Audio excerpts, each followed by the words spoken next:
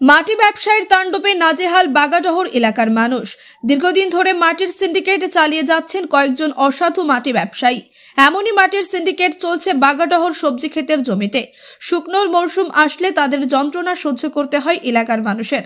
অবৈধভাবে সবজি ক্ষেতের মাটি জেসিবি টিপার লাগিয়ে গভীর গর্ত করে মাটি সরবরাহ করে থাকেন একাংশ অসাধু ব্যবসায়ী।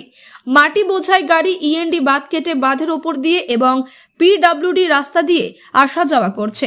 যেহেতু সরকার বন্যার জল আটকাতে বাঁধের উপর কোটি কোটি টাকা ব্যয় করে বাঁধ উঁচু করেছে, গাড়ি চলাচলের ফলে দিন দিন বাঁধের অবস্থা বেহাল রূপ নিয়েছে। এছাড়া ধুলোর কারণে ছোট ছোট বাচ্চা থেকে শুরু করে বয়স্করা বিভিন্ন রোগে আক্রান্ত হচ্ছেন। এছাড়া আশেপাশের ঘরের লোকেরা ভালোভাবে কাপড় শুকানোর জন্য বাইরে কাপড় দেওয়া অসম্ভব হয়ে দাঁড়িয়েছে। কোনো ধরনের ফসল লাগিয়ে বাঁচাতে পারছেন না। এলাকার লোকেরা ধুলোর যন্ত্রণা সহ্য করতে না পারাতে রাস্তায় জল ছিটিয়ে মাটি গাড়ি নেওয়ার কথা বললে কোনো পাত্তা দেন না ব্যবসায়ীরা।